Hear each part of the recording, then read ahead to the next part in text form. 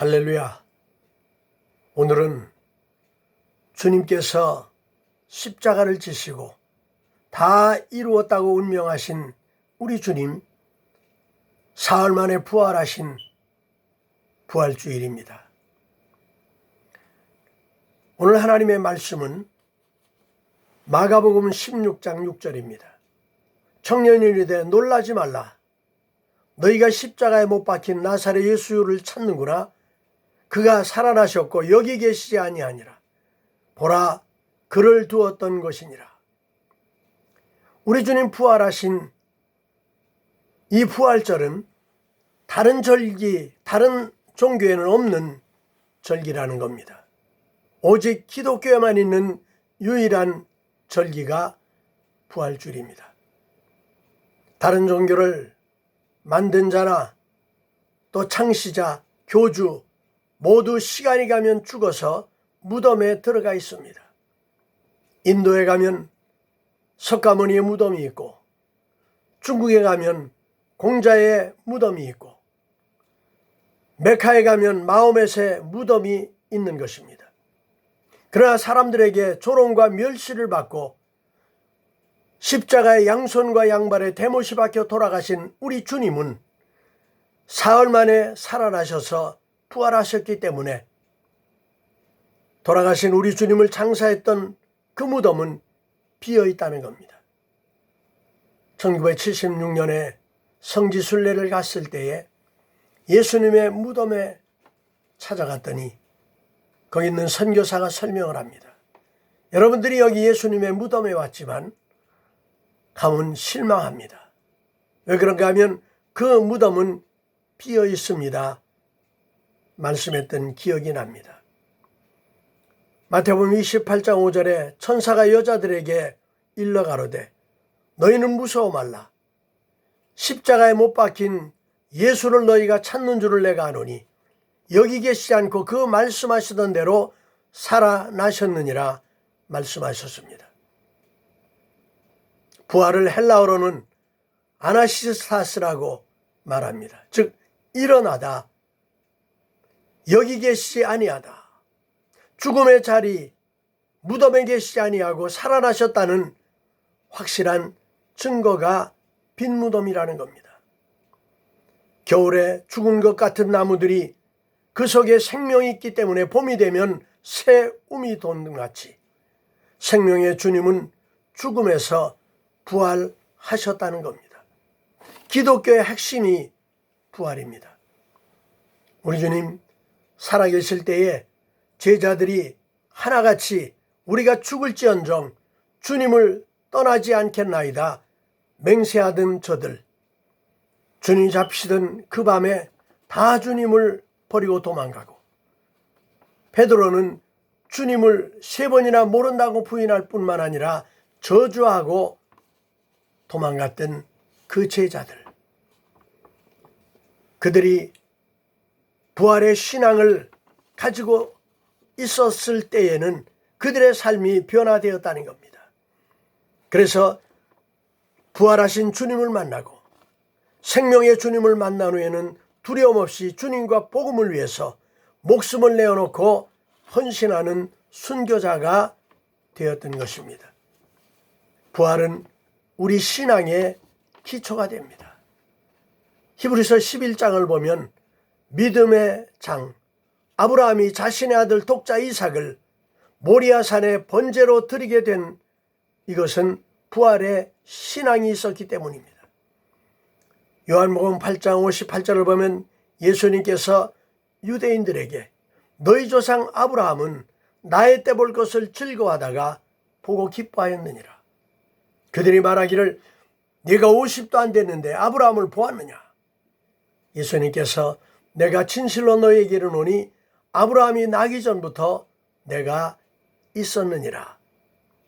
모리아산에서 사랑하는 독자 이삭을 제단에 드린 아브라함이 예수님 때를 보았다고 하는 것은 갈보리산에서 독생자 예수 그리스도가 십자가에 돌아가시면서 하나님 앞에 기도했던 내용과 그 마음을 볼 수 있는 것입니다.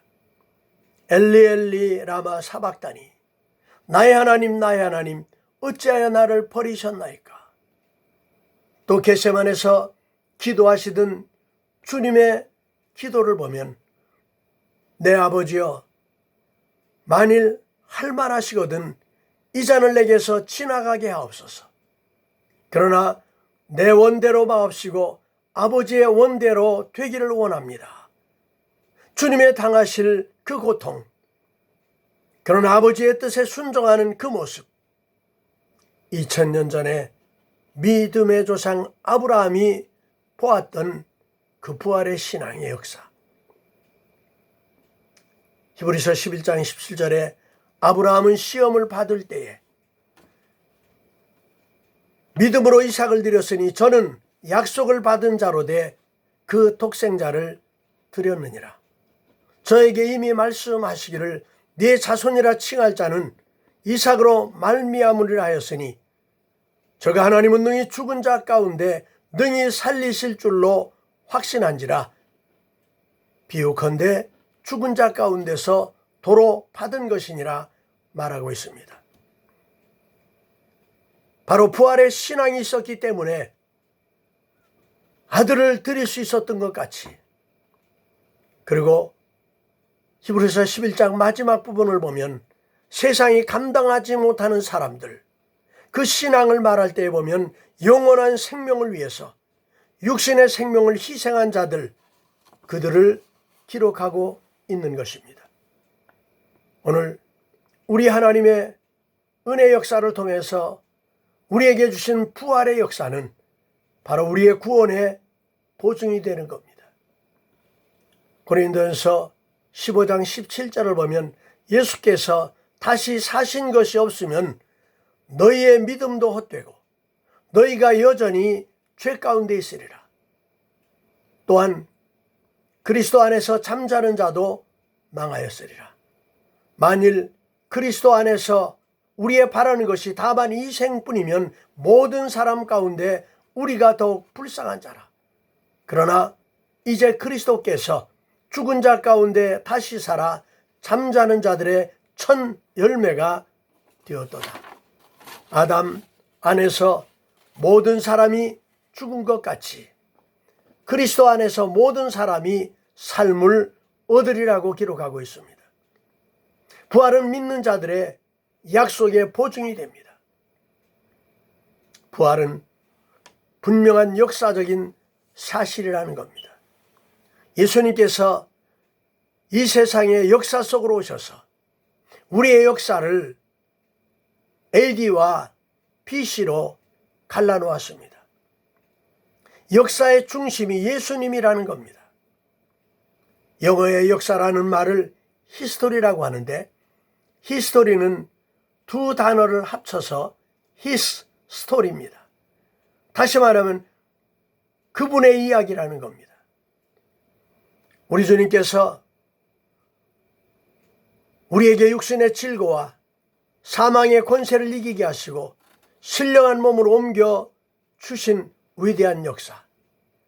그렇기 때문에 믿는 자들에게는 죽음이 끝이 아니라 그리스도 안에서 새 생명을 얻는 보장이 바로 부활이라는 겁니다.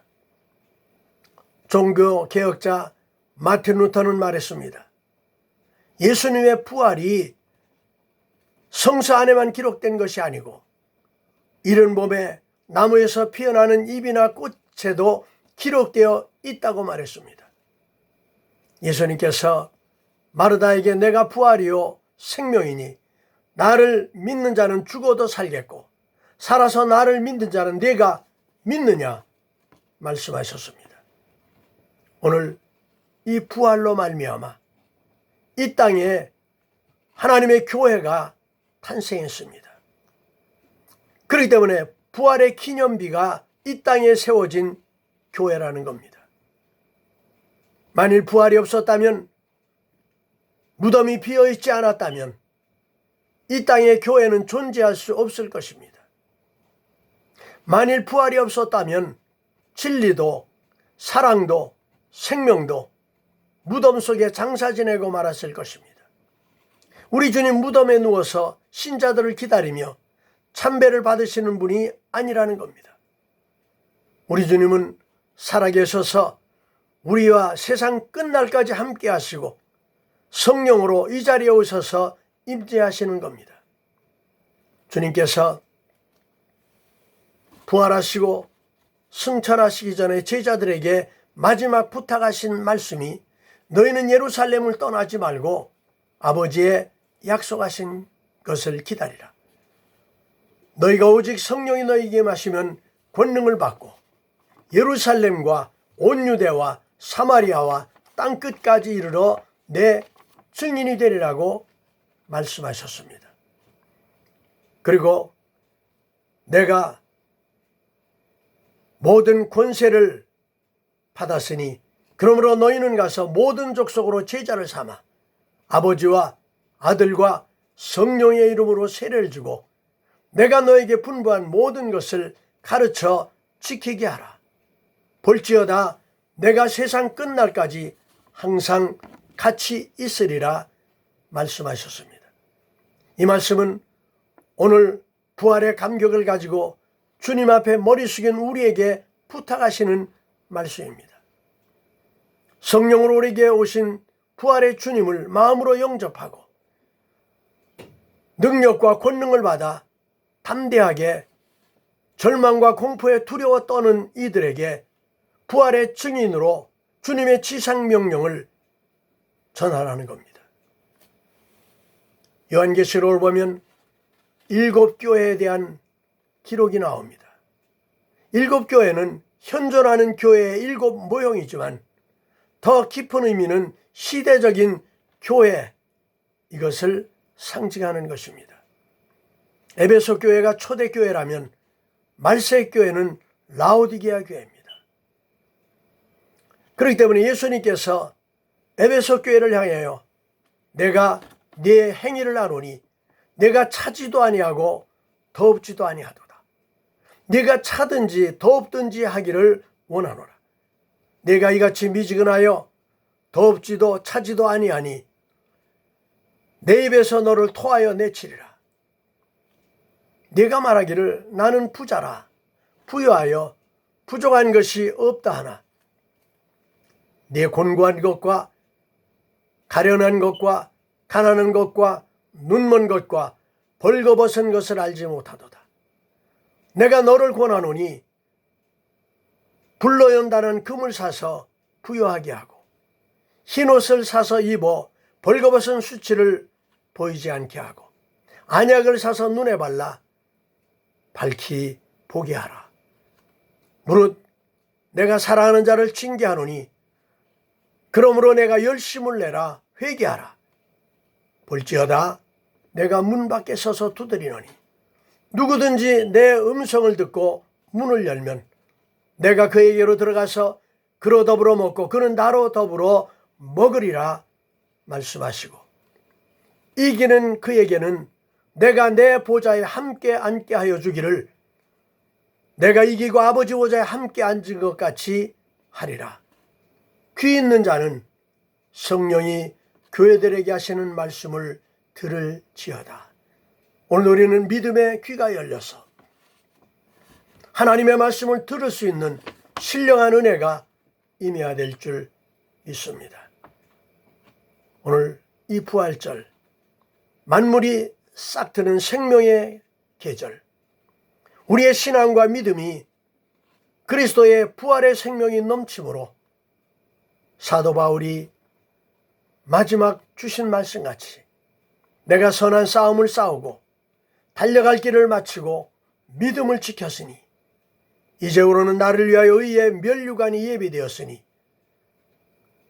곧 의로우신 재판장이 그날에 내게 주실 것이요 내게만 아니라 우리 주님의 나타나심을 구하는 모든 자에게 생명의 면류관을 주리라고 하신 주님 안에서 오늘도 사도 바울과 같이 달려갈 길을 마치고 승리의 외침을 외치며 생명의 면류관에 달려가는 성도들 되시기를 주 이름으로 축원합니다. 기도하겠습니다. 아버지 하나님, 저희들에게 부활의 생명을 주시기 위해 우리 주 예수 그리스도를 이 땅에 보내셨고 십자가의 고난으로 말미암아 우리의 모든 연약한 것과 우리의 죄를 씻어주시고 깨끗게 하시고 하나님의 뜻을 다 이루게 하셨던 주님께서 오늘 부활의 영광을 저희들에게 보여주시고 우리에게 부활의 생명을 주셔서 이제는 우리 주님께서 원하시는 하나님의 기뻐하시는 교회를 감당할 수 있도록 새 생명을 허락해 주시고 다시 한번 하나님의 영광을 위해서 달려갈 수 있는 저희들로 인도해 주심을 진심으로 감사합니다. 부활의 생명 다시 한번 우리에게 새 생명으로 인도하사 주님 오시는 그날을 부끄럽지 아니하게 이루어갈 수 있도록 역사하여 주시옵소서. 들을 귀가 열려지게 하시고 이 생명의 말씀을 두 귀로 듣고 마음판에 새겨서 하나님의 영광을 이루는 저희들에게 도와 주시옵소서. 예수님의 이름으로 기도하옵나이다. 아멘.